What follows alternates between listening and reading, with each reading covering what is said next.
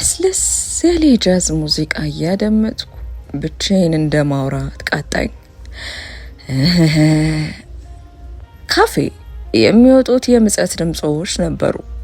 ደግሞ ለስሽ ከንቱ ምድር ብስጨት ብዬ እጄ ላይ የነበረውን አይፎን 30 ከፊቴ ከነበረው ጠረጴዛ ላይ ወርወር አደረኩት። ንዴት ቢጤ ቃቶኛል። ሆኖም ደግሞ ንዴቴን ማሳየትና ነገሩን ማብሰልሰሉን አልፈለግኩትም። ብርጭቆ ውስጥ ያለውን ውስኪ ለቅለቅ አድርጌ ተጎነጨሁት። እባክሽን ኬጂያ ታመጭልኛለሽ? የሆነ ቅላጼው ጆሮ ውስጥ የሚገባ አይነት ድምፅ ተሰማኝ። ቀና ብዬ እይታዬን ድምፁን ወደ ሰማሁበት ሰው ወርወር አደረግኩ። ከባለጌ ወንበር ላይ ፈር መሰል ኮቷን ዘንፈል አድርጋ አስቀመጠች። ዋው አልኩ በውስጤ። አለባበሷን ምን ብዬ ላስረዳው? ልክክ ብሎ ለሷ ብቻ ተብሎ የተሰራባት ይመስላል። ጥቁር ቀሚሷ በቅርጿ ትክክል ጥብቅ ብሎ የወረደ፣ ከጉልበቷ ዝቅ እንዳለ ደግሞ እንደ ተነፋነፍ በተን ያለ ነገር የሆነ ከሽንሽን አይነት ስፌት እንደዛ አይነት ነገር የተሰራ ይመስላል። እንደዛ ነገር አለው። ቀይ ደመቅ ያለ ሊፕስቲክ ተቀብታለች። አይኗም ሆነ ሌላው የፊቷ አካል ላይ ውበት መጨመሪያ ነገር አልተጠቀመችም። ሆኖ ከንፈሯ ላይ ያደረገችው ደም የመሰለ ቀይ ሊፕስቲክ ከሷ ቅላት ጋር ልክ ስጋ ቤት እንደሚንጠለጠሉት አምፖሎች ቦግ አድርጓታል። ጫማው ልክ ከንፈሯ ላይ ያለው ሊፕስቲክ ለማስመሰል ማች ለማድረግ በሚመስል ሁኔታ ቀይ ነው። ምን እሱ ብቻ፣ የጫማው የውስጥ ሶልም ልክ እንደዛው ቀይ ነው። እንደው እንዴት ነው ከዚህ የሚያክል ቀጭን ሂላይ ተሰክታ ሰበር ሰካ የምትለው አልኩ በውስጤ። በድካም የዛሉትን ጣቶቿን ወጣ አድርጋቸው ባየኋቸው ብዬ ተመኘው። እንዴ አለ ውስጤ። አስቤው ሳልጨርስ ነገሩን ከራሴ ጋር እንዲ ብያው ግቼው ሳልጨርስ በደከመው አይነት መንፈስ በረሽሙ ተንፈስ ብላ ከሚያምረው ቅንጡ ሂሏ ውስጥ እግሯን ወጣ አረገችው። የእግሯና የእጇ ጣቶች በሙሉ ቀይ ተቀብተዋል። አቤት ከቅላቷ ጋር እንዴት አባቱ ያምራል በእናታችሁ አልኩ በድጋሚ። አድናቆቴ መቼም አይኔ ላይ ሳያሳብቅብኝ አልቀረም መሰል። ወንድ ልጅ የሚባለው ለካስ ይሄ ነው። ወንድ ልጅ ሆዱና ያው ያ ነገር ከተሟላለት የሚባለው ነገር ይሄ ነው። እኔው ራሴ ላይ የተመለከትኩት ነው። አይኔ ላፍታ እንኳን ከምታደርጋቸው እንቅስቃሴ መለስ ሳላደርግ ብርጭቆዬን ወደ አፌ ጠጋ አድርጌ ተጎነጨ። የእግሮቿን ጣቶች በቀስታ ሻሸቻቸው። እኔም ከብርጭቆዬ ፉት ያልኩትን ውስኪ ድምፁ ልክ በማጉያ እንድትሰማ ያክል ጮክ ብሎ እስኪሰማ ከማንቁርት አንሸርሽሬ ሳወርደው ድምፅ አሰማው። በራሴ ተግባር እንደማፈር ብዬ ፊቴን ወደ ሌላ አቅጣጫ ቀልበስ አደረኩ። ሆኖም እሷ ነገሩ ገብቷት እኔን በጎንዮሽ ሾፍ በሳት ታደርገኝ አልቀርም። ከጃዙ በስተቀር ዝምታው እንደሰፈነ ነበር። አኬዣ ወደ እሷ ቀረብ አለ። ነጩን ነበር ያዘዘችው። በቀስታ አይኔን ከእጆቿ መለስ አደረኩ። ለነገሩ እይታዬ እሷኑ ተግባር ተከትሎ መሄዱ ነው። ዘንፈል ያለው ጸጉር የራሷ ይመስል በቀስታ ወደ ሌላ አቅጣጫ ደግሞ ዘንፈል አረገችው። ስልኳ በድንገት አቃጨለ። ልትጎነጭ ያነሳችውን ብርጭቆ መለስ አርጋ ስልኳን ከቦርሳ ወጣ አርጋ ተመለከተች። ፊቷ ደስ ያለው ይመስል ነበር። ስልኩን ጠርቃም አርጋ ዘጋች። እሷም አይፎን ተጠቃሚ ነበረች። ስልኩን በመሰልቸት መልኩ ከናካቴው አጥፍታ ቁጭ አደረገች። እይታዋን ወደ ፊት ለፊት እንዳደረገች ከወይኑ ተጎነጨችለት። ኢንዲፔንደንት ሴት እንዴት እንደምትመቸኝ አልኩ። ፊቷን ወደ እኔ ዞር አርጋ ተመለከተችኝ። ክቡን ያልኩት አይኔ አቤላ ጭራሽ ጮክ ብለን ያልከው በራሴ ድርጊት ፍጹም አፍሬ እንደ መርበትበት አልኩ። ይቅርታ አልኩ፣ አይኔን ወደ እሷ አንዴ ደግሞ ወደ ሌላ ቦታ እያደረግኩ። አንዳች ምላሽ ሳትሰጥ በአይኗ ገርመም ካረገችኝ በኋላ እይታዋን በድጋሚ ወደፊት ለፊት መለስ አርጋ ወይኑን ተጎነጨች። ጸጥታ ሰፈነ። የሆነ እርብሽ የሚያደርግና የሚያሸማቅቅ አይነት ዝምታ። ለነገሩ እኔ ልሸማቀቅ እንጂ እሷ ምን በወጣት። ሴት ልጅ ኢንዲፔንደንት የምትባለው ምን ሆና ስትገኝ ነው ስትል ድምጿን አሰማችኝ። አቤት አቤት አቤት ድምፅ! እንደው እንደ አንዳች ነገር እሳትን የለቀቀችብኝ ድምጿ ለየት ያለ ማራኪ ነው። ማራኪ ነገር አለው። ረጋ ብላ ነበር የጠየቀችኝ።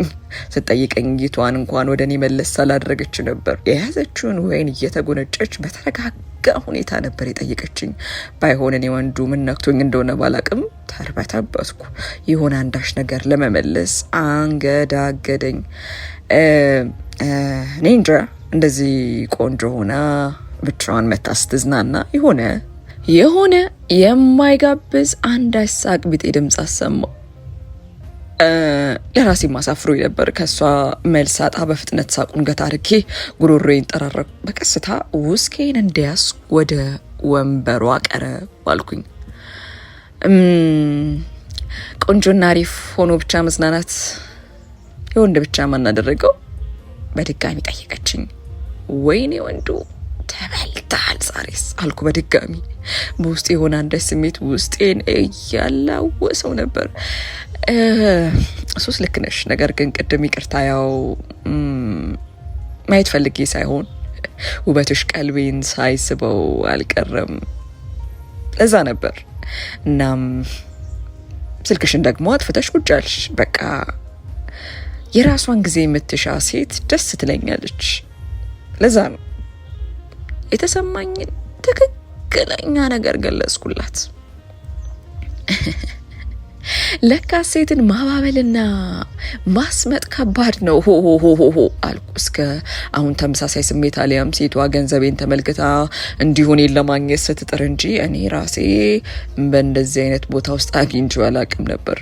ሆኖም ከመዘባረቅ እውነቱን መናገር የመሰለ ነገር የለም። እንደው እሷን አሰመጥኩ ብዬ ለደቂቃም ቢሆን ስዘላብድ የሆነ ጅላንፎ ይሆንኩ ያክል መስሎ ተሰማኝ። ግብላ ከተመለከተችኝ በኋላ እንደዚህ ትክክለኛውን ነገር በቀጥታ የሚናገር ወንድ እኔም ደስ ይለኛል አለች። ላፍታ ብቻ ፈገግ ብላ በድጋሚ ዝም አለች። እኔም ሳቅ ብዬ ተመለከትኳት። ስለዚህ ይህችን ውብ ሴት ጊዜዋን ተሻምቻ አጠገቧ መቀመጥ ይፈቀድልኝ ይሆን ወይስ የብቻዋን ጊዜ ፈልጋ ስለመጣች ደህና ምሽት ተመኝቼላት ወደ መጣሁበት ልመለስ ስል እኔም በትህትና ጠየቅኳት። ከግር እስከ ራሴ ድረስ ከተመለከተችኝ በኋላ ምንም አይነት ምላሽ ሳትሰጠኝ ወይኑን ጎንጨት አለች። ከሁኔታዋ የተረዳሁት ብቻዋን መሆኗን ነበር። በእውነት ቅር አላለኝም።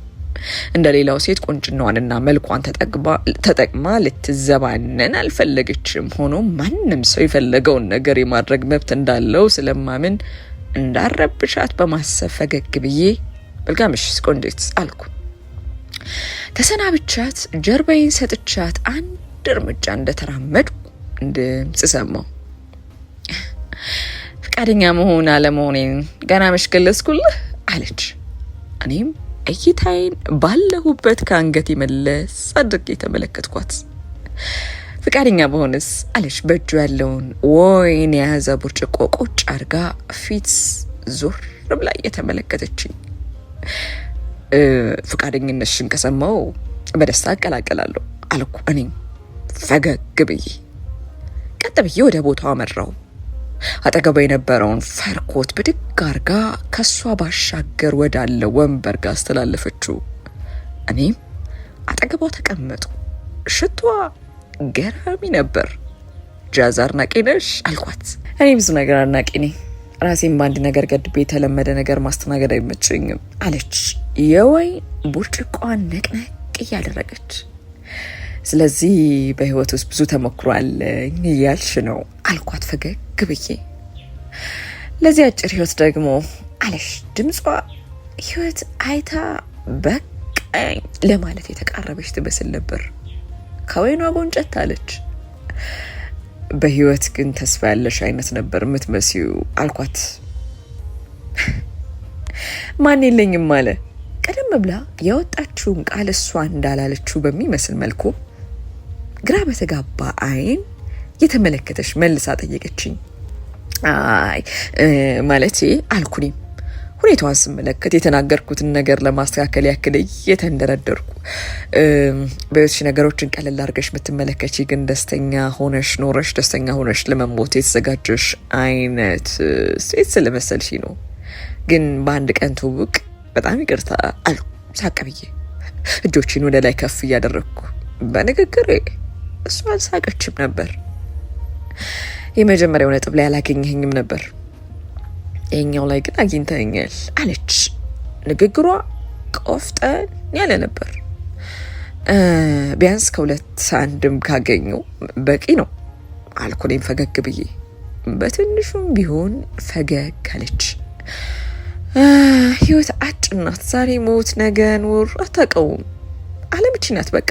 ሆኖም ግን አለች እይታዋን ወደ ፊት ለፊት መለስ አድርጋ ባለ ነገር ተደስተ ነው አምላክን ማመስገን ያለብህ።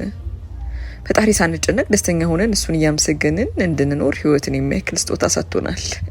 እኛ ግን ሳቅ ብላ በድጋሚ ከወይኑ ተጎነጨች። እኔም የተናገረችውን ነገር በዝምታ አደመጥኳት። መልሼ ፈገግ አልኩ። ልክ ብለሻል አልኩኝ። እይታዬን ወደ እሷ መለስ አደረግኩ። አቤል እባላለሁ አልኩ ለሰላምታ እጄን ዘረጋው። እጇ ለስላሳ ነው። ሳሙኝ ሳሙኝ ይላል። እጇን አጥብቆ እንደያዘ መልቀቅ አልፈለገም። ሮዝ አለሽ ፈገግ ብላ። የሆነ የጋለ ስሜት ተሰማኝ። ከንፈሯን አይኗን ተመለከትኩ። የሆነ በቃ በጣም የሚስብ ነገር አላት። እይቴን ተመለከትኩት። የሆነ በቃ ደስ አይልም። እጄን ለቀቅ አድርጋ ወይኑን በአንድ ትንፋሽ ጭልጥ አደረገችው። ምንድነው ችኮላው? ልትሄጂ ነው? ረጋ ብዬ በሁኔታዋ ግራ እንደተጋባው ጠየቅኳት። ብላሽ አልነበራት። ብድግ አለች። ሂሳብ ስንት ነው? ድምጿን ከፍ አድርጋ ጠየቀች። ሂሳቡ ሲነገራት ከቦርሳዋ ኤቲኤም ካርድ መዘዝ አድርጋ ወጣች። ልጋብዝሽ ፍቃደኛ ከሆንሽ ቅር ካላለሽ አልኩ። በተረጋጋ መልክ ነበር የጠየቅኳት። እንዲሁ ለደቂቃዎች ካጤንኳት ሁኔታዋ ምንም አይነት ነገር ከሷ ፈቃድ ውጪ ሲደረግ ሊያስደስታት ወይም ሊያስገርማት የምትችል ሴት መሆኗን ተጠራጥሬ አያስፈልግም፣ ለግብዣው ፍሬ ግን አመሰግናለሁ አለች። ልጁ ፈጠን ብሎ በፖስ የቆጠረውን ተረካ አርጎ አሳያት። እሷም ካርዷን ከታከፈለች። እይታዬ ጣቶቿ ላይ ነበሩ። አጓጉል ስሜት ውስጥ ሲወረኝ ተሰማኝ። እዛው ባለሁበት እስክትሰናበትኝ ጠበቅኩ። ምንም አይነት የስንብት ቃል ካፏ ሳይወጣ ቦርሷንና ፈርኮቷን በእጁ ያዘች። መሄዷን ለማረጋገጥ አንገቴን እንኳን ዙር ማድረጉ ከበደኝ። ወዲያው ከጀርባዬ በጆሮ ያንዳሽ ነገር አሾካሾኮች። ከ5 ደቂቃ በኋላ በስሩም እንገናኝ አለች። ልቤ ሰውነቴን የሆነ ነገር ወረረው። ተርበተበስኩ፣ ደንግጫለሁ። እሺም እምቢም አልነበረም። ከፊት የነበረው ልጅ እንዳልሰማት ለማረጋገጥ ያክል በቀስታ አይኔን ቀና አድርጌ ተመለከትኩት። እሱ ግን ከእኛ ጋር አልነበረም። አንዳች ነገር እየታደለ ያመለጠኝ ይመስል ለመሄድ ቸኮልኩ። ልክ የሂል ኮቴዋ ራቅ እንዳለ በፍጥነት ልጁን የኔንም ሂሳብ እንዲቀበለኝ እጄን ከፍ አድርጌ ጠራሁት።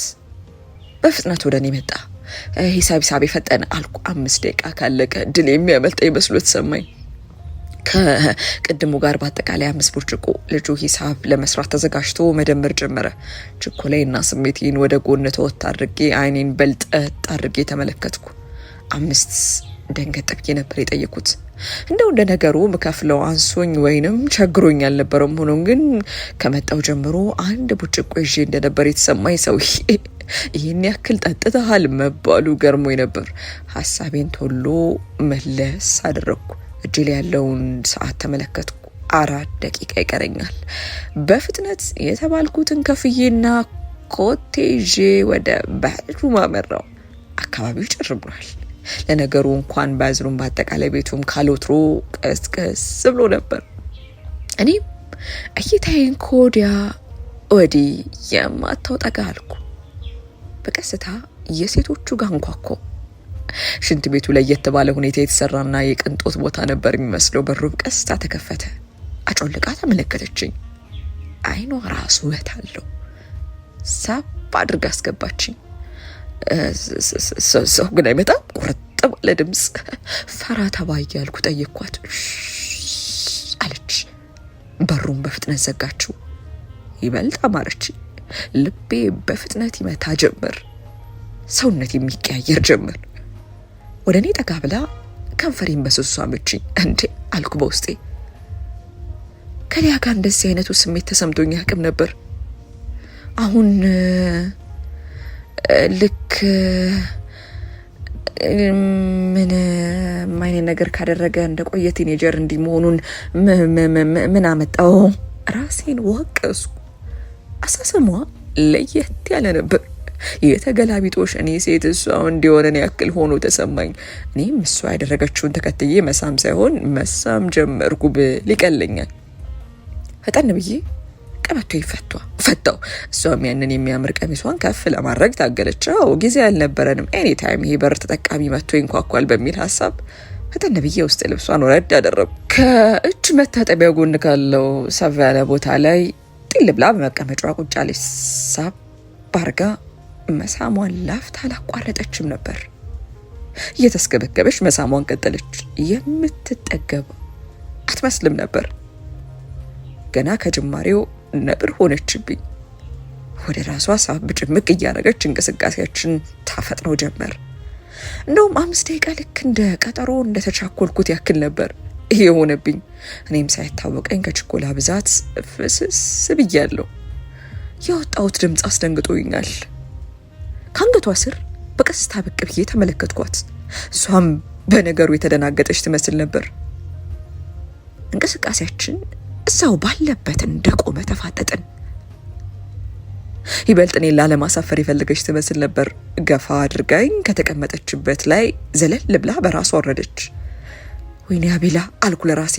እጅጉን አፈርኩ። ፈጠን ብላ መሬት ላይ የወደቀውን ቡታንቷን ብድግ አድርጋ ጠለቀች። አይኖቼ እንደ ሕፃን ልጅ ተቅበዘበዙ። ምን ይባላል አሁን? እንዴ ምንስ ማለት እችላለሁ? ከእንደዚህ አይነቱ ሁኔታ ላይ ወድቄ አላቅ አልኩ ግራ በተጋባ ሁኔታ እየተርበተበትኩ። እኔም ቦክሰሬንና ሱሬን በየተራ ታጠቅኩኝ። መጸዳዳት ይኖርብኛል። ቀስ ብለህ ሰው አለመኖሩን ቼክ አድርገህ መውጣት ከቻልክ ሞክር አለችኝ። ሁኔታዋ አይኔን እያየሽ ማውራት ፍላጎት ያላት አይመስልም ነበር። እሺ በፍጥነት ምላሽን ሰጥቼ ወደ በሩ ጋር መራው። ሰው መኖሩን አጣሪ ያለችኝንም ነገር ረስቼው በህፍረት በሩን በርገድ አድርጌ ከወጣ በኋላ ከውጭ መልሼ ገጠም አደረኩላት። ደግነቱ በአካባቢው ሰው አልነበረም። በህፍረት ጭንቅላቱን እያሻሸው ወደ ወንዶች መጸዳጃ ቤት ዘለሁ። ውስጥ ከገባው በኋላ በረዥሙ ተንፍሼ የተፈጠረውን ነገር ለራሴ ያብሰለሰልኩ። ወይኔ ወንዱ! በድጋሚ ሳይታወቀኝ ድምፄን ከፍ አድርጌ ያሰማው እንዲሆኝ ያላቅም። ለመጨረሻ ጊዜ ስሜት ኖሮኝ አብሬያት ከነበርኩት ሊጋም ቢሆን እንደዚህ አይነት ጥልቅ ስሜት ውስጥ ገብቼ አላቅም ነበር። ምን ስሜት ተሰማኝ? እኔ ማላቀው አዲስ ስሜት ለምን ውስጥ የተቀላቀለ ስል ራሴን ጠየቅኩ። እኔም እንደ ነገሩ ራሴን ካረጋጋው በኋላ በፍጥነት ከሽንት ቤት ራሴን አስተካክዬ ወጣው። የወንድነት አልሸነፍ ባይነት ስሜቴ ፈንቅሎ ወጣ። በፍጥነት ወደ ሴቶቹ መጸዳጃ ጋር መራው። ልክ እንደደረስኩ ልብ ብላ ስታልፍ ተመለከትኳት። በዛ በሂል ቀስ ብላ ብትሄድም ምን ነበር የምትለው? ሮጥ ብዬ ልደርስባት ሞከርኩ። ከቤቱ ለመውጣት በራፉ ጋር ስደርስ ከኋላዋ ደርሼ እጇን በፍጥነት አፈፍ አድርጌ ይዤ አስቆምኳት። ደንገጥ ብላ ፊቷ መለስ አርጋ ተመለከተች። ችግር አለ እንዴ? አጠየቋ ትህትና ይሞላውና ከቀድሞ ለየት ያለ ነበር። የወንድነት ስሜት አላስችላለኝ። በደቂቃ ውስጥ እንኳን እጇን ያስኩት የሆነ አዲስ ስሜት በድጋሚ ሲፈነቀልብኝ ይሰማኛል። እባክሽ ተከተይኝ። እጇን እንደያዝኩ በፍጥነት በራፉን ከፍቼ እየተምዘገዘብ ወደ ውጭ ይዣት ወጣው። ይቅርታ ወዴት ነን? ከኋላዬ ከኔ እርምጃ እኩል ለመሆን የበኩሏን እየጣረች በተደናገጠ መልኩ ጠየቀችኝ። ስንደርስ ታያዋለሽ፣ ፈቃደኛ ካልሆንሽ ደግሞ ከምትፈልጊው ቦታ ደግሜ እመልሳለሁ ወይ መልስሻለሁ አልኩ። እጇን ጥብቅ አድርጌ እንደያዝኩ እይታዬን ወደፊት አድርጌ መገስገስን አሰብኩ። ከመሄዳችን በፊት አንዴ ትቆም አለች። ያደረገችው ቀጭን ረዥም ሂል ደንቀፍቀፍ ሲያደርጋትና ብላ ድምፅ ስታሰማ እኔም ደንገጥ ብዬ እርምጃዬን ቆም አድርጌ ተመለከትኳት። ይቅርታ ደህና ነሽ? በድንጋጤ ጠየቅኳት። ደህና ነኝ። ፊቷን ቅጭ እንዳረገች ነበር የተመለከተችኝ። የመለሰችውም እባክህ ወዴት እየወሰድከኝ እንደሆነ ልትነግሪኝ ትችላለህ? ቆጣ ብላ ጠየቀች። ትክ ብዬ ላፍታ ተመለከትኳትና ፈፍ አድርጌ ወደ ላይ አቀፍኳት። አይ በድርጊቴ ደንገጥ ብላ ድምፅ አሰባች። ሆኖም እንዳትወድቅና ሚዛኗን እንዳትስት አንገቴን ጠበቅ አርጋ ያዘችኝ። እዚሁ አቅራቢያ ሆኖ ውድና ቅንጡ ሰውነትሽን ገላሽ ሊነካው የሚገባ አልጋ ላይ ላስተኛሽ እፈልጋለሁ። ልብሶችና ወላለቂ ቀይ ገላሽን እየተመለከትኩ እየሳምኩ እያስጮህ ሌሊቱን ሙሉ አብሬሽ ማደርሻለሁ። ፈቃደኛ ካልሆንሽ ግን አይኗን ተመለከትኳት። ንግግር ያስደነገጣት ትመስል ነበር። ቀደም ብላ ስታወራኝ የነበረችው ኮስታራዋ ሴት ጠፍታ የሆነች አሳዛኝ ነገር ሆነችብኝ። የፈለግንበት ደረስን። እግሮቿ እንደተዳከሙ ያስታውቁ ነበር። ጫማውን ወልቃ በእጇ ያዘችው። እኔም ከፊት ለፊት እየተራመድኩ ወደ ሪሴፕሽኗ ጋር መራው። የምንፈልገውን ነገርና ገንዘብ ከፍዬ የተሰጠንን ቁጥር ይዤ ወጣው። ክፍላችን እንደደረስን በደከመ ሁኔታ ጫማዋን መሬቱ ላይ በቁም አለቀቀችው።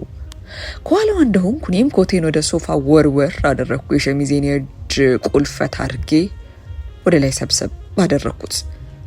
ዞር ብላ ተመለከተችኝ። የሁለታችንም አስተያየት ተቀይሯል። አንዳች ከበድ ያለ ስሜት ነበረው። መጣሁ፣ እግሬን ቀዝቃዛ ውሃ አስነካው አለች።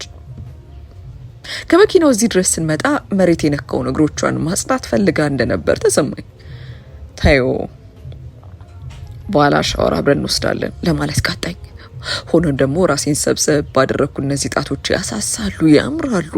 አልጋ ላይ እስክንወድቅ ድረስ እግሮቿን መሳሜ፣ ጣቶቿን ወደ ከንፈሬ ማስጠንጋት ያልቀረብ ነበር። እናም በሀሳቧ ተስማማው። እሺታዬን በቅድቤ ገለጽኩላት። ቆይ ለምን ወደዚህ ይዘኸኝ መጣ እልና ባለችበት የሆነ ፌዝ በሚመስል መልኩ ጠየቀችኝ። ትክ ብዬ አየኋት። እዛው ባለሁበት አንገቴን ወደ ኋላ ደገፍ አድርጌ ተመለከትኳት። ቅድም ነገርኩሽ አልኩ ከንፈሬ እንደመምጠጥ ብዬ። ቅድም የተሰማኝ ስሜት ከአቅም በላይ ነበር። ራሴን መቆጣጠር ስላቃተኝ ተናደድኩ። ከንፈሬን እየነከስ ወደ እሷ ቀረብ አልኩ። ባለችበት ሆኗ ወደ ኋላ ሸሸት እያለች ተመለከተችኝ። ሂሏ ሲወልቅ የቁመታችንን መራራቅ ወድጄዋለሁ። አይኗን ከፍ አድርጋና አንጋጣ ነበር እየተመለከተችኝ የነበረው። ወንድነትን ለማሳየት ነው እዚህ ጠራኸኝ? ከኔ ለመሸሽ በሚመስል መልኩ ወደ ኋላ ሄደት አለች። ከወገቧ ሳብ አድርጌው ራሴ ያስጠጋዋት። መተሽ በጆሮ ያንሾካሾክሽልኝ ሰዓት አንቺም ቢሆን ውስጥሽ ኃይለኛ ስሜት ነበር። መደሰትን ፈልገሽ ነበር። ፊትሽ ሊያሳብቅብሽ ነበር። በቀስታ ጆሮዋ ስር ገብቼ አንሾካሾኩ። ስሜትሽን በሚንቀለቀሉት አይኖችሽ ውስጥ መረዳት ችዬው ነበር። አንገቴን አጥብቀሽ ስትይዥኝ በእግሮችሽ ቆልፈሽ ይዘሽ ከስርሽ እንዳልወጣ ስትታገይ የነበረው ስሜትሽን አይቼዋለሁ። ሆኖም አልተደሰትሽም ነበር። እኔ በተራዬ ለፌዝ ያክል ሳቅ አልኩባት፣ ተሳለኩባት። ትንፋሿ አንገቴ ስር ይሰማኛል። ቁርጥ ያለ ድምፅ ነበር። አንገቷን በስሱ ሳም አደረኩላት። ስሜት ቀስቃሽ የሆነ ለስለስ ያለ የማቃሰት ድምፅ ወጣች። የሆነ አንዳች ስሜት ተምዘገዘገ። ከዚህ በላይ መታገስ አልችልም። ሊነጋጋ ሲል ሁለታችንም በየቅፋችን ውስጥ ነበርን። በጠዋት የቀሰቀሰችኝ የተለመደው የአላርሜ ጩኸት ነበረች። ደንገጥ ብላና በእርግጋ ተነሳች። እሷ ከኔ ቀድማ ይቅርታ በጣም እጄን ወደ ስልኬ ለኬ አላርሙን አጠፋሁት። ፊቷ ድብልቅልቅ ብሏል። ከባዝሩም ጀምሮ መሳዛም በመጀመራችን ቀዩ ሊፕስቲኳን አጨመላለቄው ነበር። ሆኖም ጠዋትም ስትታይ ለካስ ቆንጆ ናት ስል በውስጥ ያሰብኩ። አልጋው ላይ ከወገቤ ከፍ ብዬ እንደተቀመጥኩ ተመለከትኳት። እሷ ግን አይኔን መመልከት የፈለገች አትመስልም ነበር። ቸኮል ብላ ተነሳች። እንደ ሴቶቹ ልጅ ሌሊት አብረው አድረው ጠዋት ገላቸው እንዳይታይ በፎጣ ሊያም ባንሶላ ከደረታቸው ጀምሮ እንደሚሸፋፈኑት ራሷን ለመሸፈን አልሞከረችም ነበር። እርቃኗም ብድግ አለች። በብርሃኑ በድጋሚ ቀይ ሰውነቷን ስመለከት በድጋሚ አገረሽብኝ። ፈጽሞ ቆንጆ ናት። መሬት ላይ ተዘበራርቆ ያለውን ቀሚስ ፓንቷን፣ ጡት ማስያዣዋን ብድግ አረገች። ኮስተር እንዳለች ነበር። በድጋሚ ግትር ብለውና ቁጭ ብለው ያሉትን ጡቶቿን ተመለከትኳቸው። በድጋሚ ተወሰወስኩኝ። ሆኖም ግን እሷ ከአቸኳኩላ ፍላጎት ያላት አትመስልም ነበር። እይታዬን ለመቀየር አይኔን ወረድ ሳረግ ወደ አካባቢ በስለት የተቀደደ ማለትም ሰርጂካል ስፌት ነገር ተመለከትኩ። ነገሩ ምን እንደሆነ ለማጣራት በሚመስል መልኩ አይኔን ጎል ከማድረግ እየተቻኮለች ወደ ባዝሩም ገባች። ከሁኔታዋ ዳግም ሳታናግረኝ ለባብሳ ልትወጣ መሆኑን ተረዳው። በችኮላ ወደ ቦርሳዋ አመራው። እኔም ስትጣደፍ ልክ እንደሷ እንደነበረችው መለመለኝ ነበርኩ። ቦርሳዋን ከፈት አድርጌ በችኮላ ምን እንደምፈልግ እንኳን ሳላቀው ዝም ብዬ መሄድ ጀመርኩ። ከቦርሳ ውስጥ መታወቂያና አይቴሟን ወጣ አደረኩ። መታወቂያን ተመለከትኩ። እውነትም እንዴት ሰው በመታወቂያ ፎቶ ራሱ ያምራል ስል ተገረምኩ፣ ተደመምኩ። ፈጠን ብዬ ካልጋው አጠገብ ወዳለው መሳቢያ አምርቼ ደበቅ አድርጌ ያስቀመጥኩት። ከቶይሌት የሚሰማው የድምጽ ቆብ እንዳለ ስሰማ የውሃው ፈጠን ብዬ አልጋዬ ላይ ተስተካክዬ ተቀመጥኩ። ቸኮል እያለች ወጣች። ምን አይነት ፍጥረት ናት ስል በድጋሚ ተመለከትኳት። ዘንፋላው ጸጉሯን ወደ ላይ ሰብሰብ አርጋ ሲይዘዋለች። ፊቷን ሙልጭ አድርጋ ታጥቧለች። ሆኖም ግን አሁንም እጅግ ውብ ናት። ቦርሳዋና ስልኳን አፈፍ አርጋ ነሳሽ። ፍስስ ብዬ ተመለከትኳት። እሷ ላፍታ ቆም እንዳለች ተመለከተችኝ። ስለነበረ ምሽት አመሰግናለሁ አለች ኮስተር እንዳለች። እኔ ምንም ምላሽ ለመስጠት ፈቃደኛ አልነበርኩም። ማለት ምን ማለት እንዳለብኝ ግራ እንደተጋባው ዝም ብዬ ተመለከትኳት። እሷ ምላሽ እንዳልሰጣት በውስጧ ጸሎት ያደረገች ትመስል ነበር። ቸኮል ብላ የሩም በሩን ከፈት አድርጋ ወጣች። አይኔ አብሮ ተከተላት። የሆነ ነገር ይንሰርቋለች ስልም አሰብኩ።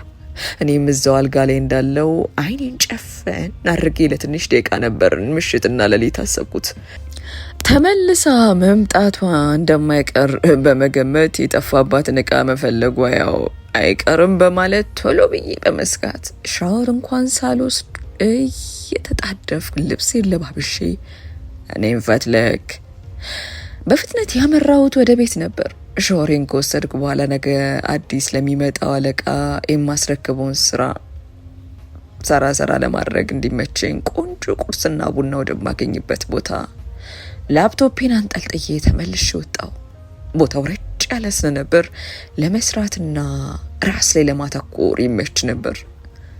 ከተቀመጥኩበት ካፌ የጃዝ የሚመስል የሙዚቃ ድምጽ በጆሮዬ ጥልቅ ሲል ጽሑፉ ላይ የነበረውን እጄን ማድረጌ ደንገጥ ብዬ አደመጥኩት።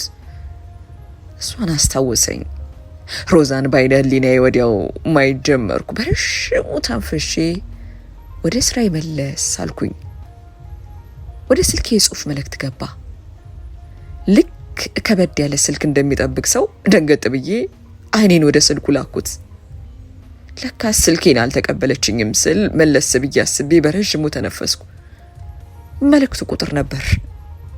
ቀረብ አድርጌ ተመለከትኩት። ቁጥሩን አውቀዋለሁ። የሊ ቁጥር ነው። ስልኳን ብሎክ ስላደረግኩባት በሌላ ሰው ቁጥር ደጋግማ የምትሞክራቸው አንዱ መልእክት ነበር። የጠበቅኩት መልእክት ሆነ ሰው ባለመሆኑ መሰረት በሽቅ ብዬ ስልኩን ወርወር አድርጌ ያስቀመጥኩት። ስራዬ እንደጨራረስኩ በደንብ እንዲያነቃኝ በድጋሚ ቡና አዘዝኩ። ኬክ ነገርም ስላማረኝ እሱንም አስተናጋጇ እንድታመጣልኝ አዘዝኳት። ኬክ ከቡና ጋር ቀረበልኝ። ላፕቶፔን ወደ ቦርሳዬ ጨምሬ አሻግሬ እየተመለከትኩ ሮዛን አሰብኳት። ይህን ቁርስ አብረን በልተን ተሳስቀን በድጋሚ ተሳስመን ወደ ክፍላችን ገብተን እንለያይ ነበር ስላሰብኩ። ነገር ግን መሳቅ የምትችል ተጫዋች ሰው ናት? ራሴን በድጋሚ ጠየቅኩ።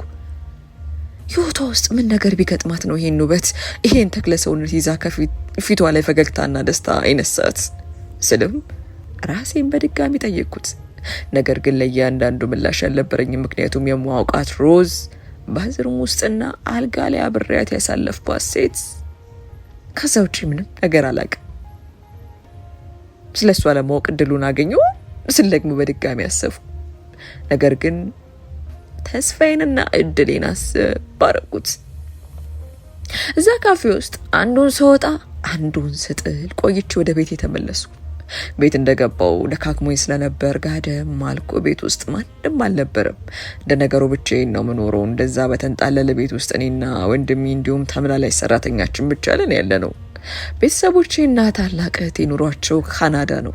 እኔና ወንድሜ እኛ እድል እስኪመጣ ድረስ ህይወት በምትመራን መንገድ እየተመራንና እየተንከባለልን እየኖርን ነው። እንግዲህ ወንድሜ አይቲ ባለሙያ ነው። ከጓደኞቹ ጋር ነስ ያለች የራሱን ድርጅት አቋቁሞ ኑሮን በራሱ ይታገላል። ሆኖም የእናትና የአባቱን ቤት እንዲሁም ልብስ ለመቀየርና አንዳንዴ ከኔ ጋር ጊዜ ለማሳለፍ እንጂ ብዛም አይኖርበትም። ከሞላ ጎደል ላጤ ነኝ ብል ይቀለኛል። የቀረውን ቀን በእንቅልፍ አሳለፍኩት። ሮዝን ሳልማ ተረፋፈድኩ። ስሜቱ ከውስጤ ሊወጣልኝ አልቻለም። ትንግርት የሆነች ውብ ስዕል ሆና ውስጤ ተቀርጻ ቀረች። ሰኞ ዕለት በጠዋት ሻወራችንን ወስደንና ፏ ብለን ወደ ስራ ያመራው። መንገዴ በሙሉ ያቺን አንድ ሴት በአይምሮ እያሰብኳት ነበር ያቀናሁት። ልጠፋብኝ አልቻለችም። ያ ማራኪ ድምጿ እንደቆየ ጆሮዬ ላይ ያቃጭልብኝ ነበር። ስራ ገበታዬ ላይ ደርሼ እንቅስቃሴ እያደረኩ ሪሴፕሽኒስቷ አንኳኩታ ብቅ አለች።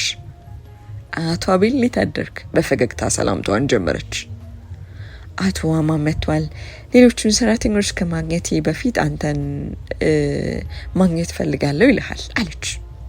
ኦ በጧት ገባ? እሺ መጣው ስለኔም በፈገግታ መለስኩላት። በስምና በዝና ያወቅኩትን አለቃችን ለመተዋወቅ ጓጉቼ ነበር። እኔም ትንሽ ማስተካክለውን ነገር አስተካክዬ ወደ አለቃችን ቢሮ አመራው። አቤል መሆን አለብህ እንዴት ነህ ሲል ከመቀመጫው ተነስቶ በክብር ሰላም አለኝ። ፈገግታው ለየት ያለ ነበር። አዎ ነኝ፣ ሰላም አማን። እሺ እንኳን ደህና መጣ አልኩኔ በትህትና። ቀለል ያለ ሰው ይመስል ነበር። ትውውቃችን ካደረግን በኋላ ስለ ስራ አንዳንድ ነገሮች አወራ። እኔም እርምጃዬን ወደ ውጭ አድርጌ እየመራው ስለሰራሁት ስራ፣ ስለ አንዳንድ ሁኔታዎች ማብራራቴን ቀጠልኩ። አማን በቅርቡ ከዱባይ ነው ወደ ኢትዮጵያ የተመለሰው። ቀደም ብሎ አንዳንድ ስራዎችን ከዛ ነበር የሚጽፍልን የነበረው። ሆኖም አሁን ባገኘው የስራ እድገት አማካኝነት ለቤተሰቦቹም ቀረብ ለማለት ያክል ወደዚህ ጠቅሎ እንደመጣ ጫወተኝ። ቀኔን እንደነገሩ እዚህም እዛም ማሳለፍኩ። በመሀል ከውጪ ከእህቴና ከእናቴ ጋር በስልክ ናፍቆታችንን ስንገላለጽ ቆየ። ከዛ በኋላ የኔና የወንድሜ የውጭ ሀገር ፕሮሰስ ጥሩ መስመር ላይ እንደደረሰ መሆኑን ሰምቼና ተሰነባብቼ ስልኩን ዘጋሁት። የእጅ ሰዓቴን ገልበጥ አድርጌ ሰዓቱን ተመለከትኩ። 10 ሰዓት ከ30 ይላል። በችኮላ እቃዎቼን ከታትቼ በፍጥነት ወደ መኪናዬ ጋር መራው። መኪናዬን እያሽከረከርኩ በጥንቃቄ ያኖርኩት መታወቂያና ኤቲኤም መኖሩን ለማረጋገጥ ከፈት አድርጌ ተመለከትኩት። ነዳጁን ተጭኜ እየረገጥኩት ትናንትና ስንዝናናበት ወደ ነበረው ቤት ገሰገስኩኝ። ውስጥ ስገባ በሰኞ ምድር የመጀመሪያ ተስተናጋጅ ነበርኩ። ከበር ሰው መኖርና ያለመኖሩን በአይኔ ፈለግ አድርጌ ተመለከትኩኝ። አንዳች ሰው አልነበረም። ቤቱም እንደ ነገሩ ለምሽት ፕሮግራም ዝግጅቱን መጀመሩ ነበር። በአይኔ ደንበኛዬን የባርቴንደሩን ተመለከትኩኝና ፈጠን ብዬ ወደሱ ጋር መራው። እንዴት ነህ? እንኳን ደህና መጣ በፈገግታ ተቀበለኝ። እሱም ሽርጡን እያሸረጠና ገና ወደ ስራ ገበታው እንደገባ ያስታውቅ ነበር። ሰላም ነው ጆ? ቸኮል እያልኩ ተናገሩ። አለን ሰላም ነው? አወራሪን ሲመለከት ግራ ገብቶ ጠይቀኝ። ሰላም ነው፣ እቃ ጠፋብኝ ብሎ የመጣ ሰው የለም አልኩ ቸኮል ብዬ። ምን አይነት እቃ ግን? እስካሁን ካንተ በፊት የመጣ ከስተመር የለም አለ በድጋሚ ግራ በተጋባ አይን እየተመለከተኝ። ሮዝ ስሟን ተሻኩዬ ከጠራው በኋላ እሱ ሊያውቃት እንደማይችል ቶሎ አሰብ አደረግኩ። ትናንት አብሬያት የነበርኩት ልጅስ? አይኔን ብልጥጥ አድርጌ እየተመለከትኩ ነበር የጠየኩት። አይ አለቃ አልመጣችም አለ ፈገግ ብሎ።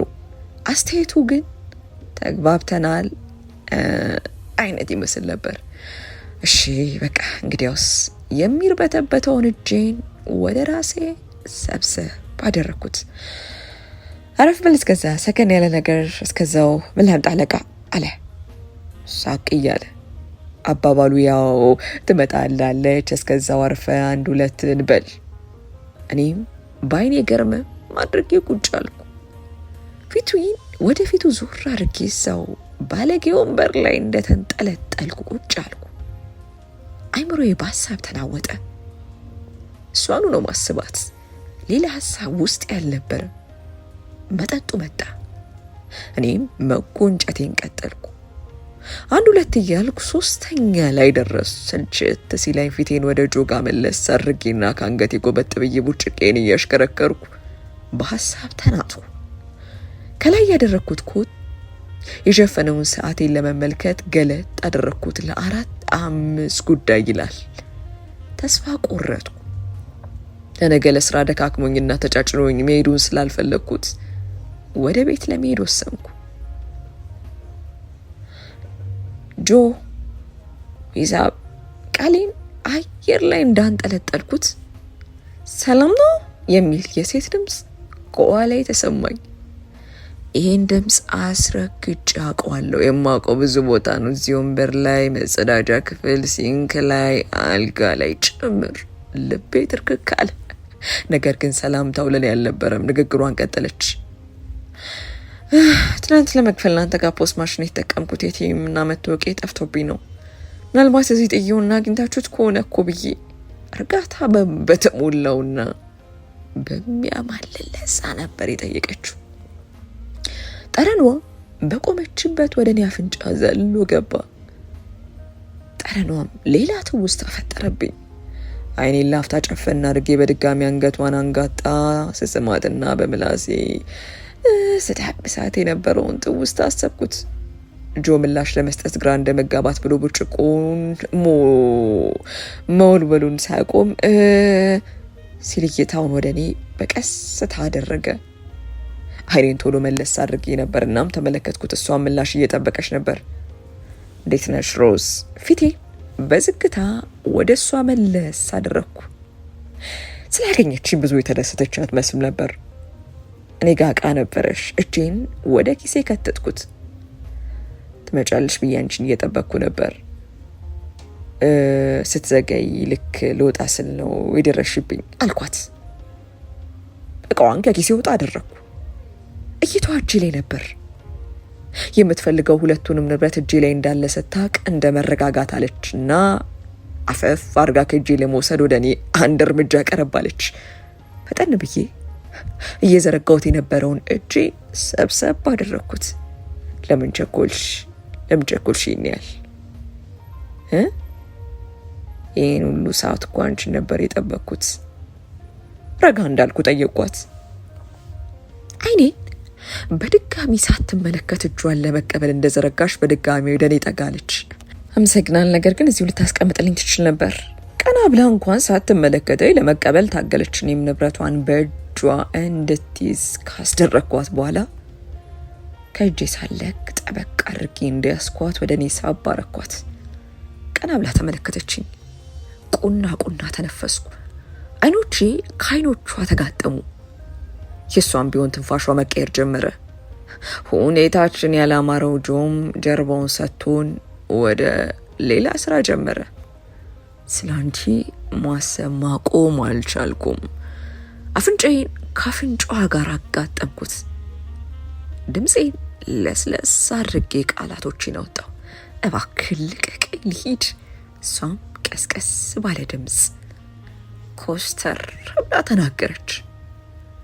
ከቤቷ ጀርባ ያዘኝ፣ ጠበቅ አርገኝ፣ አትልቀቀኝ የሚል አይነት ድምፅ ይሰማ ነበር። በፍጹም አልለቅሽም፣ አትሄጂም። እስከ ራሴ መሆን አቅቶኝ ነበር። ከእጇ በቀስታ ሳብ አረኳት። አንደኛውን እጄን አንገቷ ላይ አኑሬ ከንፈሯን ይበልጥ ወደ እኔ ቀረብ ባደረኩት። አቤል ተው። በትንፋሿ ውስጥ አይኗ እንደጨፈነች የግዷን ተማጸነችኝ። ድምጿን እንኳን ላለመስማት የምትወጣውን ነገር እንዳታቋርጥ ይበልጥ እንድታወራ ይገፋፋኝ ጀመር። ስሜን ጠራሹ? አይኔ እንደጨፈንኩ ፈገግ አልኩ። አይኗን ገለጥ አድርጋ ቀና ብላ ተመለከተችኝ። እይቷ መቆየትን ያሻል። እኔም ትክ ብዬ ተመለከትኳት። ጆ ሂሳብ ፈጠን ብዬ አዘዝኩት። ሂሳቤ እንደከፈልኩ እጇን አንጠልጥዬ ይዣት ወጣው። ሁለታችንም ስሜታችንን መቆጣጠር አክቶን ነበር። መኪናውን በፍጥነት እየነዳው ትናንት ወዳደርንበት ቦታ ከነፍኩ። ገና ከበር የተሳሳምን ዘለቅን። በድጋሚ አብረን አደርን። ጠዋት ላይ ከሮዚ ይልቅ እኔ ተቸካኩዬ ወደ ቢሮዬ ጥያት ለመሄድ ተገደድኩ። ካልጋ አጠገብ ቅር እንዳይላት ድጋሚ ላገኛት እንደምፈልግ ስልኬን አስቀምጬ ከጥሩ ጽሑፍ ጋር አብሬ አኑሬ ወደ ቢሮ ያቀናው። ቀኔ ለየት ያለና ደስ የሚል ነበር። ደስ የሚል ስሜት የተሰማኝ አመራው። ስራ ቦታ ስደርስ 30 ደቂቃ አርፍጄ ነበር። ሆኖም እኛ ቢሮ ያለ የሰዓት ጉዳይ የሚያስጨንቅበት ቦታ አልነበረም። ወደ ቢሮ እንደገባው ስራ ለመጀመር ገና ስለነበር እኔ የተለመደውን የጠዋት ቡና ለማግኘት ወደ ካፌ አመራው። አማን በጠዋት የገባ ይመስል ነበር። ከመስኮቱ አጠገብ ካለው ቦታ ጋር ለብቻው ትክ ብሎ ቁጭ ብሎ ተመለከትኩት። ፈገግ ብዬ ወደሱ ዘንድ ቀረብ ባሉ። ገና ቀረብ ስል በደስታ ፈገግ ብሎ ተቀበለኝ። የኔ ቀን ብሩ ቢሆን የሱ ግን ብዙ ብሩ ይሆን አይመስልም ነበር። አዲሱ ስራና ከረጅም ጊዜ በኋላ ወደ ሀገር ቤት ተመልሶ ኑሮን መግፋት ትንሽ እየከበደው መሆኑን አጫወተኝ። ቁርስ አብረን በልተንና ቡና ጠጥተን አንዳንድ ስለ ስራና ስለ ህይወት ጉዳዮች ተጫውተን ወደ የስራ ገበታችን አመራን። እኔም ከጊዜ ጊዜ ህይወት እየተቀየረ መጣ። በል የተጎዳውን ልቤን በአዲስ ፍቅር መተካት ጀመርኩ። ሀሳብና ሁለመኔ አብራኝ ረጅም ጊዜ ስላሳለፈችው መሆኑ ቀርቶ ስለ ሮዝ ብቻ ሆነ። ፍቅሬን ከሴክስ ውጭ እንዴት አድርጌ ከፍ ማድረግ እንዳለብኝ ግራ ገባኝ። በጣም በቀርባት ምትሸሸኝ ምትርቀኝ መስሎ ፍርሃት ገባኝ። ከሮዝ ጋር ቢያንስ በሳምንት 2 ያለም 3 እንገናኛለን። ራሳችንና ቀልባችንን የሚያስት ሴክስ አድርገን አብረን አድረን በጠዋት እንለያያለን። ስልክ መደወልም ሆነ የጽሁፍ መልእክት መቀየር የለብንም። ሆኖም ሁለታችንም ሳንተያይ የከረምን ጊዜ የተራብን እንስሳት ሆነን እንገናኛለን። ፍቅሬን በሴክስ የምንገልጽ አይነት ሰዎች ሆነን አረፍ ነው። እሷም እኔ ትንሽ ጠፈት ካልኩባት እዛ መጀመሪያ የተገናኘንበት ቦታ ቁጭ ብላ በርበሩን ስታይ ታመሻለች። እኔ እሷን ሳላገኝ ሳምንት ካለፈ እንደ ገደል ምገባ ይመስል ወደዛው እየሮጥኩ አመራለሁ። ታዲያ ይሄን ናፍቆት ለማብረድ ሲባል ላፍታ እንገናኛለን። አንዳንዴ መኪና ውስጥ፣ አንዳንዴ እዛ የለመድነው ቦታ ባዝረም ውስጥ እናደርጋለን። ሆኖም ሮዝ ከኔ ይልቅ አብሮ የማድሩን ነገር ሴክስ ብቻም ሳይሆን ትከሻ ላይ ለጥ ብሎ የመተኛቱን ነገር እየተላመደችው መምጣቱ አልቀረም። ውስጧ የሆነ የሚያስፈልጋት ሰው የሆነ ነገር የሚያስፈልጋት እንደሆነች ያሳብቅባት ነበር። እኔም እንደምንም ብዬ ገፋ አድርጌ ነገሩን መጠየቁ አስፈርቶኝ ጭንቅ እንዳለኝ ዝም አልኩ። እንደዚህ አይነቱ አጣብቂኝ ውስጥ ስገባ የመጀመሪያ የሆነ ነገሩ እንዴት ማስተካከል እንዳለብኝ መላው ጠፋኝ። የማማክረው አንድ ደህና ጓደኛ አጠገቤ ያለመኖሩ ነገሩን ትንሽ ከበድ እንዲል አደረገብኝ። ለካ ሴት ልጅ ብቻ ሳትሆን ወንድ ልጅም አማካሪ፣ ወንድም ጓደኛ የሚሆነው ሰው አጠገቡ ሊኖር እንደሚገባል። ይህን የተረዳሁት በዚህ ሰዓት ነበር።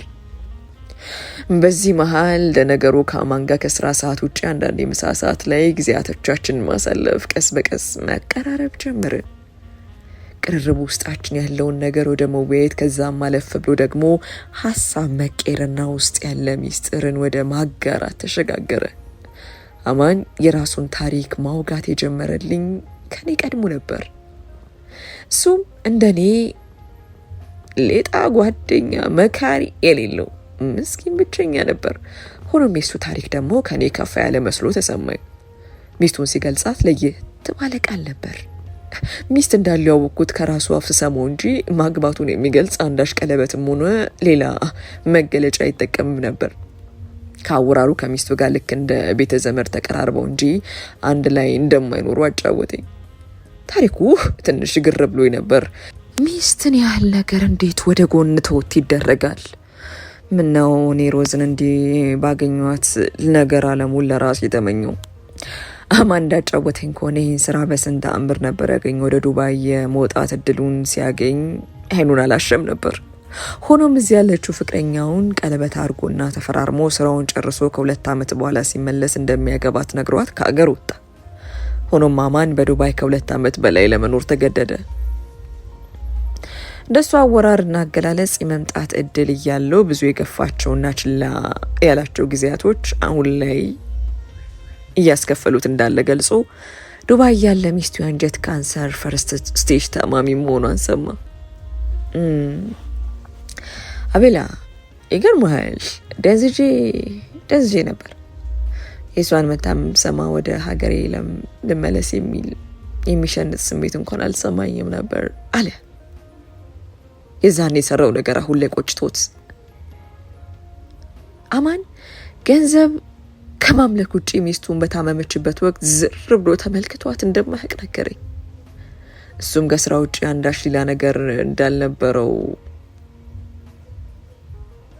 ምንም ነገር ቢዚ እንዳላረገው ነገረኝ። ሆኖም የህይወቱን ከባዱን ስህተት የፈጸመው የዛኔ መሆኑንም ጭምር ሚስቱ በመስሪያ ቤቱና በቤተሰቦቿ እገዛ አማካኝነት ከካንሰር ሰርቫይቭ ማድረግ እንደቻለችም እንዲሁም ሚስቱ ግን አልቆየችለትም።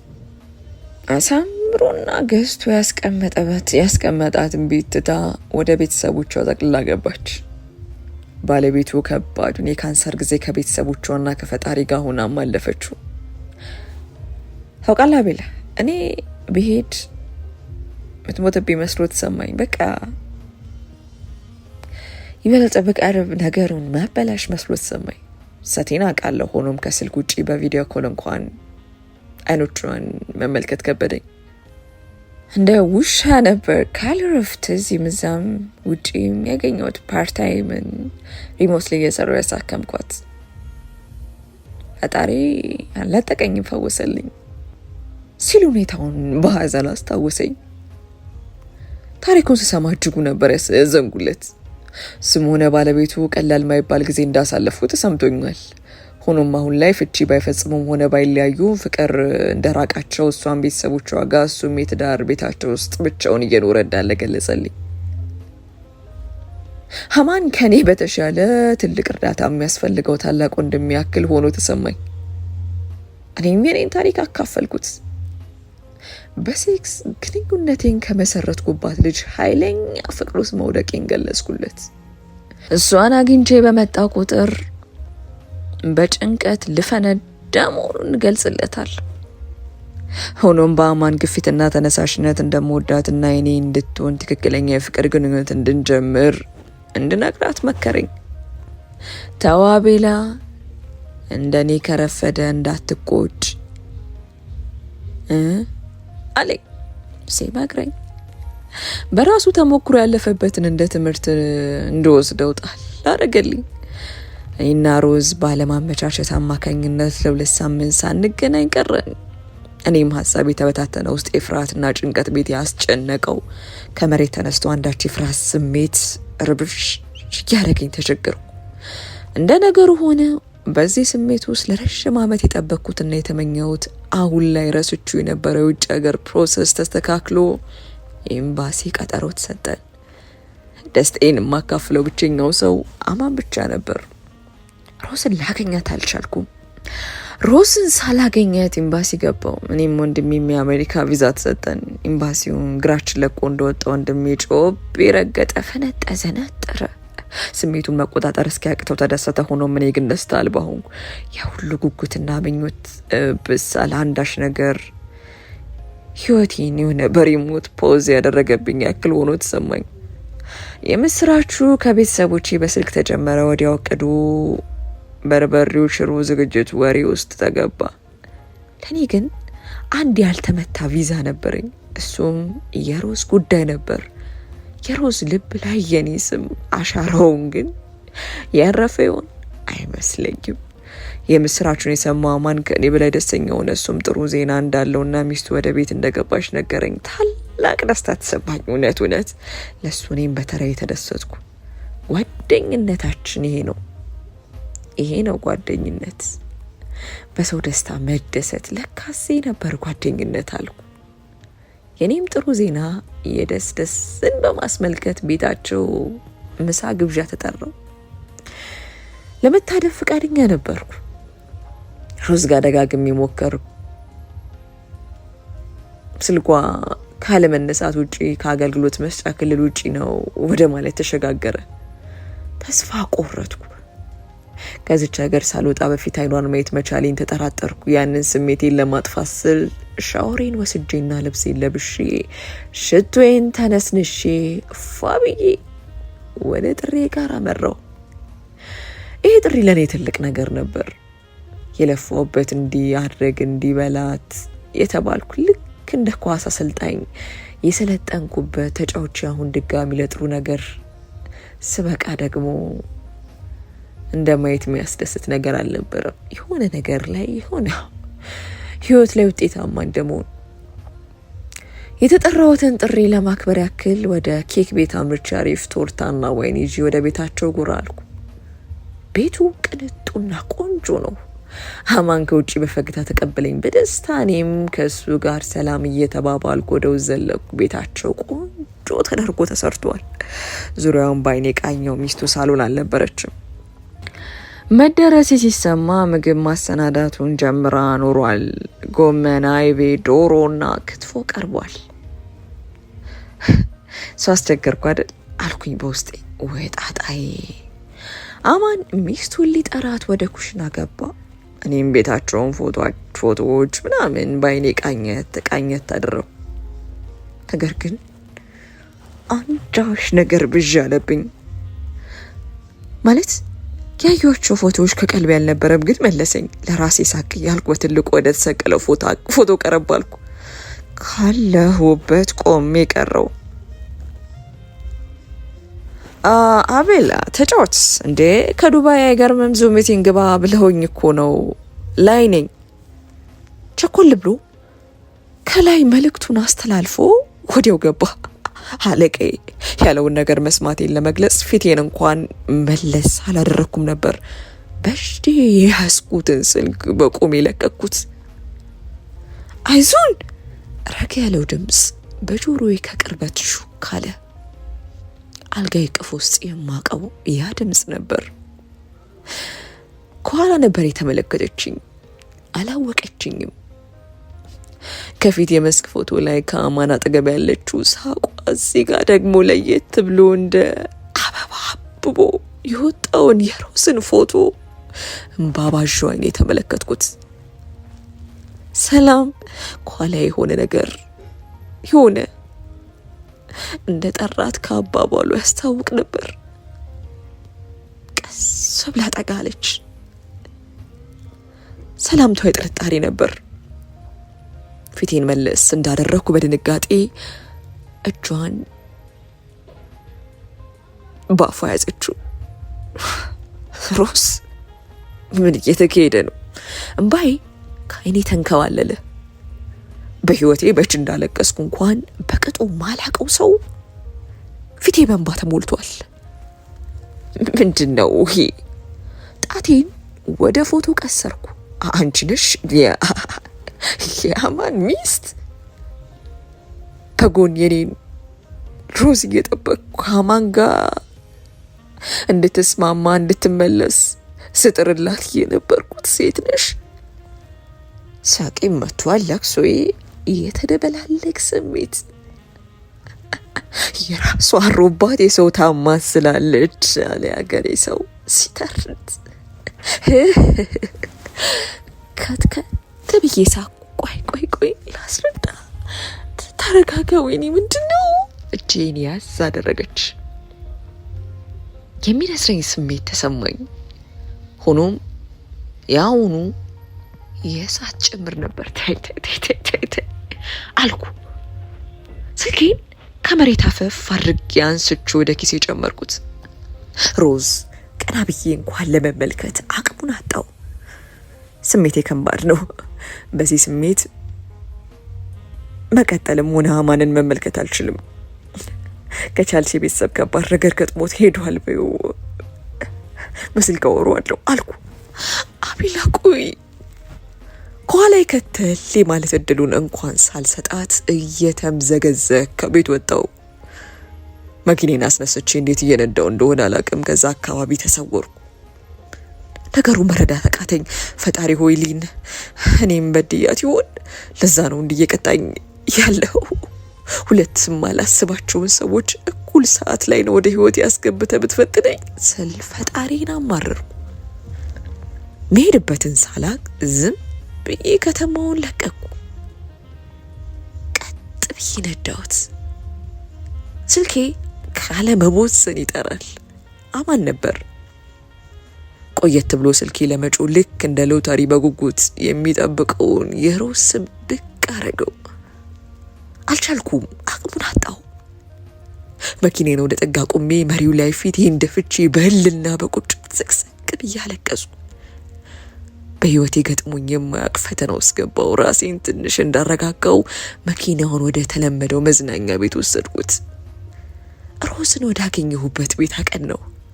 እንደደረስኩ አንድ ቦትል አዝዤ ብቻዬን በሀሳብ እየተብሰለሰልኩ መጋቴን ቀጠልኩ።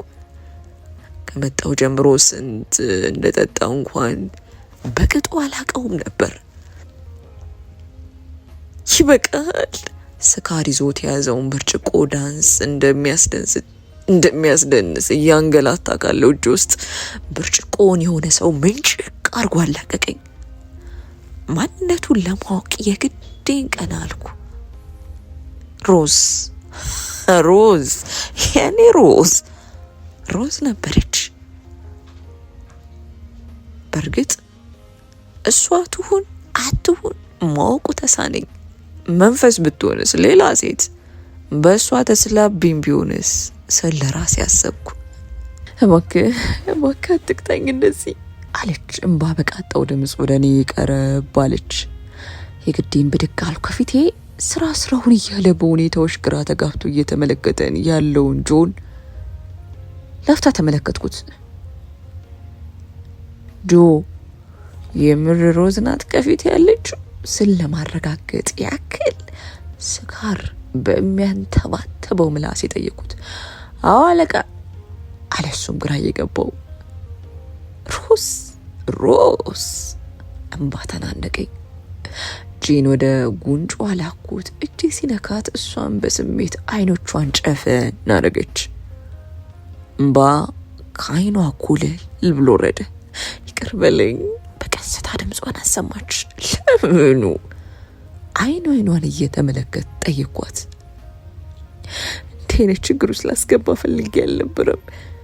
ያማን ጓደኛ መሆንም ቢሆን አላቅም ነበር። ዛሬ ገና ሊያወቅኩት። እያለቀሰች ነው።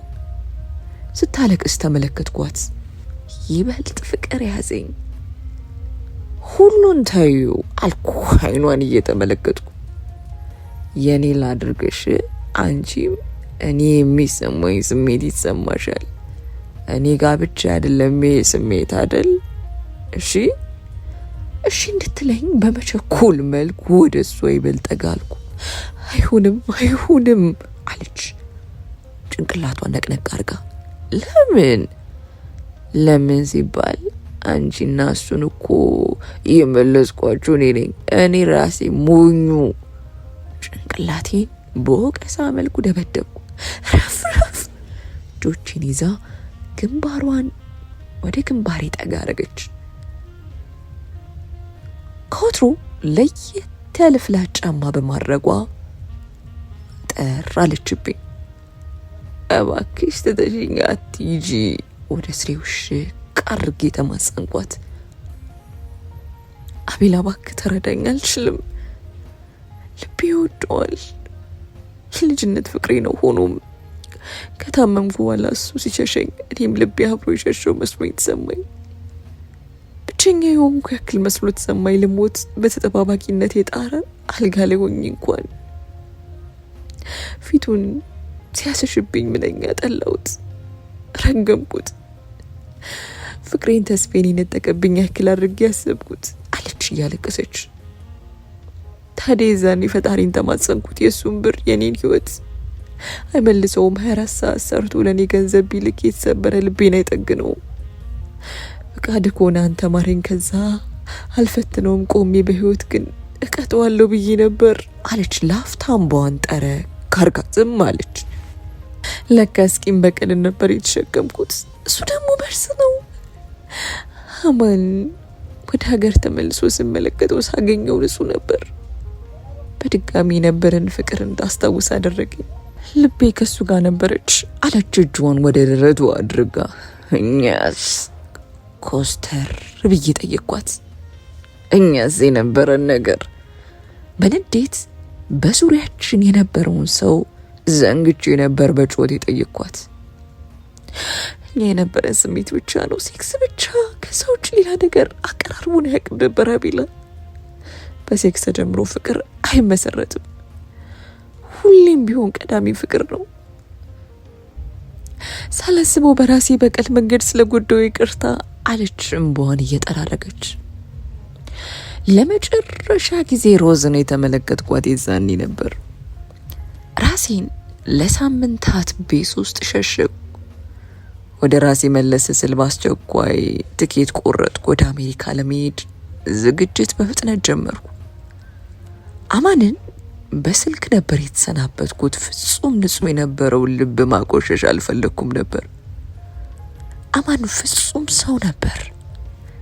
ሚስጥሩን በልቤ አኑሬ ሮዝ ልክ መጽሐፍት ላይ እንዳነበብኳት በራሪ ወፍ እሷን በልቤ ተሰናብቼ ወደ አሜሪካ ከወንድሜ ጋር ቀን ነው። የኔና የሮዝ ግንኙነት የተከለከለ እሳት ያሰለ ነበር። እንደጀመረችው እሳቱን አዳፍና አውጥታኝ ራሷን ወደ ራሷ መደበቂያ ሸሸገች። እሳቱ ግን እኔ ጋር እንደተፋፋመ ነበር። ሆኖም ድጋሚ ባስነሳው ሊያቃጥል የሚችለውንና ሊያወድም የሚችለውን ነገር በማሰብ ዝምታን መረጥኩ። ተፈጸመ።